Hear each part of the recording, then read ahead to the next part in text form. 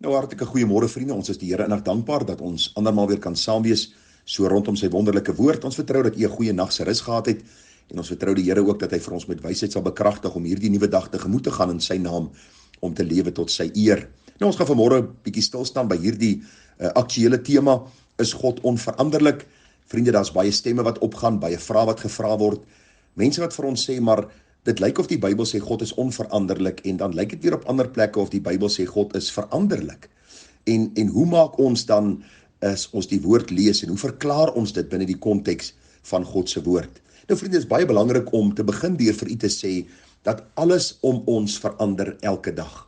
U sal met my saamstem dat mense verander, tye verander, omstandighede verander, weerspatrone verander. Daar is niks in hierdie wêreld wat dieselfde bly nie. Ons lewe in 'n veranderende wêreld en alles is besig om af te stuur na God se finale oordeel waar die Bybel vir ons sê hy 'n einde sal maak aan hierdie huidige bestel soos ons dit ken en dan 'n nuwe hemel en aarde kom vestig. So verandering sal deel wees van ons lewe tot die dag dat ons in die heerlikheid van God sal ingaan. Die vraag is God dan ook nou veranderlik omdat alles om ons verander? En die Bybel sê vir ons net die teenoorgestelde, dat God onveranderlik is in sy wese, in sy karakter, in sy wil, in sy beloftes. Kom ek lees vir u 'n paar verse en dan kyk ons bietjie na hierdie saak. Jakobus 1 vers 17 sê vir ons, elke goeie gawe en elke volmaakte gawe daal van bo af neer van die Vader van die ligte, by wie daar geen verandering of skaduwee van omkering is nie. Die Bybel is baie duidelik daaroor in Numeri 23 vers 19, God is geen man dat hy sou lieg nie, of 'n mensekind dat dit hom sou berou nie. Sou hy iets sê en dit nie doen, of iets spreek en dit nie waarmaak nie? Die woord is baie duidelik daaroor, vriende, dat die Here die onveranderlike God is. Maleagi 3 leer vir ons so baie duidelik, ek die Here God verander nie.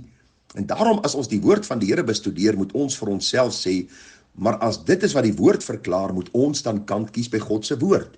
U sal onthou, ons het so week of 2 gelede met u gepraat oor, ons is nie onbekend met die duiwel se planne nie, en wat is die eerste ding wat die duiwel wil doen? Hy wil ons laat twyfel in God se woord, in God se karakter, in God se wese. En as die woord verklaar dat God onveranderlik is, vriende, dan moet ons kant kies by wat God se woord sê. En dan moet ons ook die woord binne die konteks verstaan van wat God van homself verklaar het, dat hy die onveranderlike God is. Een van die skrywers het gesê, God is onveranderlik in sy natuur, in sy volmaaktheden, in sy doelwitte, in sy beloftes en gawes. Hy wat heilig is, kan hom nie bekeer tot dit wat sleg is nie. En hy wat die fontein van lig is, kan ook nie die oorsaak van die duisternis wees nie. Aangesien elke goeie en volmaakte gawe van hom afkom, kan kwaad nie van hom uitgaan nie. En hy kan ook nie iemand daartoe versoek nie. Die Bybel is duidelik dat God nie sy gedagtes, sy wil of sy natuur verander nie. Vriende, daarom kan ons met groot vrymoedigheid sê dat God is ewig, hy is onveranderlik en hy is onveranderlik in sy wese, in sy wysheid, in sy krag, in sy heiligheid, in sy geregtigheid, in sy goedheid en in sy waarheid. Dis hierdie God van die Bybel wat homself vir ons kom openbaar en aan ons kom verklaar. En daarom kan ons verheug en verbly in die feit en wete dat God die onveranderlike God is. En ons gaan so 3 logiese redes hanteer waarom ons sê God moet onveranderlik wees en waarom die Bybel hom ook as die onveranderlike God uitbeeld. En dan gaan ons bietjie kyk na 'n vraagstuk wat na vore gekom het oor die gedagte, kan God nie miskien maar verander nie? Nou vriende, in die eerste plek gaan ons kyk na een van die logiese redes waarom God onveranderlik moet wees. En die eerste en die belangrike gedagte is, vriende, as iets verander, moet dit in een of ander kronologiese volgorde gebeur. Daar moet 'n tydstip voor die verandering wees en 'n punt in tyd na die verandering. Let op, vriende, dit is so belangrik om dit te verstaan. Daarom, vir verandering om plaas te vind, moet dit binne die beperkinge van tyd gebeur. Nou sê die Bybel vir ons, God is ewig en bestaan buite die beperking van tyd. Kom ek lees vir u wat staan in Psalm 33 vers 11. Daar staan die raad van die Here bestaan vir ewig, die gedagtes van sy hart van geslag tot geslag. U sien, die raad van God staan vas vir ewig. U kan gaan kyk na gedeeltes soos Johannes 17 en 2 Timoteus 1 en verskillende gedeeltes. God is onveranderlik, vriende, want God bestaan buite die beperking van tyd, want hy is die ewige God, die God van Abraham, Isak en Jakob. Die tweede gedagte, waarom ons sê God is onveranderlik. Jy sien, die onveranderlikheid van God is nodig vir sy volmaaktheid. Baie belangrik, as iets verander, moet dit ten goede of ten slegte verander. Want 'n verandering wat geen verskil maak nie, is nie 'n verandering nie. Nou vriende, verandering om plaas te vind, word iets bygevoeg wat nodig is, wat verandering ten goede maak, of iets wat nodig is gaan verlore, wat 'n verandering dan vererger of erger maak. Maar God is volmaak en hy het niks nodig nie, daarom kan hy nie ten goede verander nie. As God iets sou verloor, sou hy nie meer volmaak wees nie, daarom kan hy nie ten erge verander of slegter word nie. Wonderlik om te weet dat God die onveranderlike God is, want hy is ook die volmaakte God. En dan 'n derde rede, waarom ons sê God is onveranderlik, en hoe die woord hom as die onveranderlike verklaar en beskryf. Vriende, onveranderlikheid en die onveranderlikheid van God hou verband met sy alwetendheid.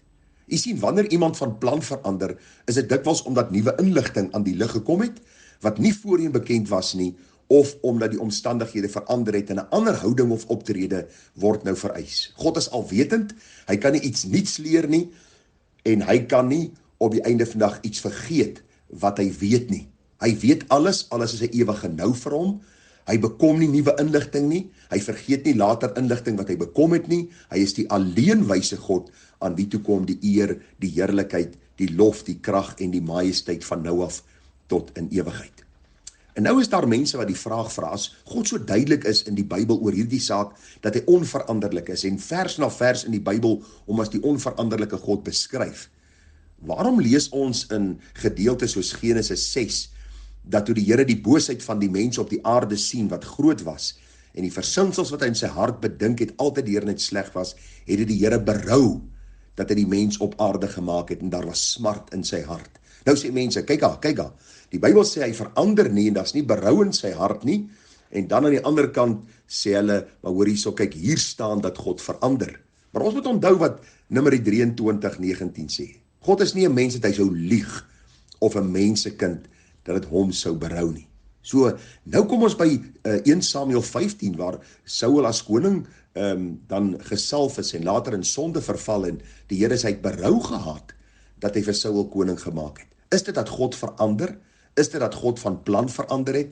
Is dit dat God nuwe inligting bekom het, en nou ewe skielik hartseer is, oor wat gebeur het? Vriende, nee, dis nie die antwoord nie.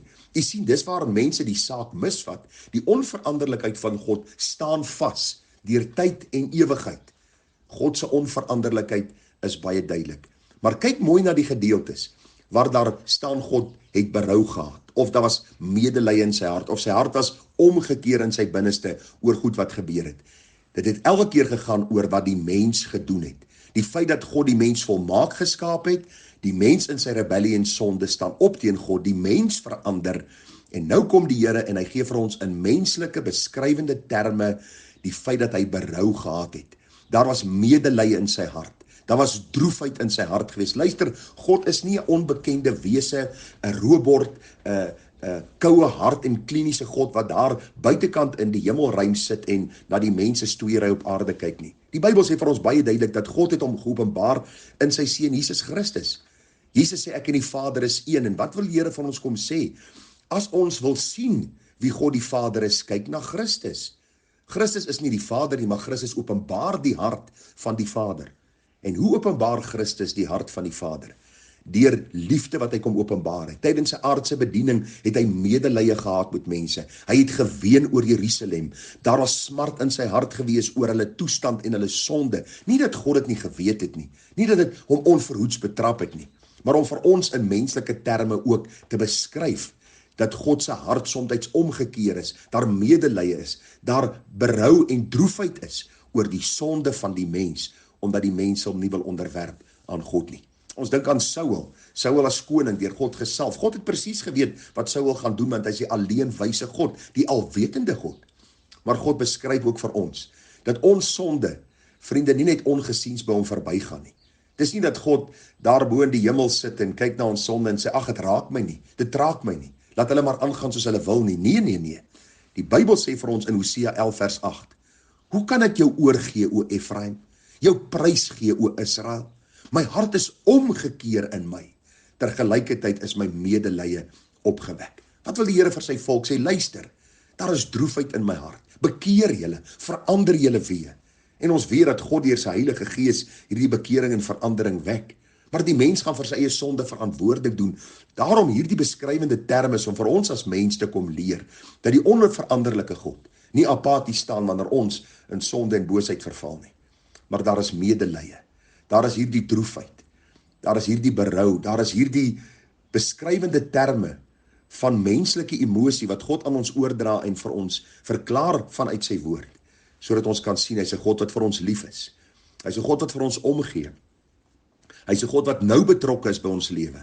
En as onveranderlike gaan hy ten spyte van al ons boosheid en sonde sy volmaakte plan bereik. Daarom nooi hy ons en sê, kom nou en laat ons die saak uitmaak, sê die Here. Al was julle sonde soos skarlaken, dit sal wit word soos sneeu. Al was dit rooi soos purper, dit sal word soos wol. Vriende, moet nooit twyfel oor die onveranderlikheid van God nie. Want as God kan verander, moet ek en jy in vrees lewe. Want dan kan hy miskien slegter of beter word. Dan sal ons nooit weet wie ons eintlik aanbid nie.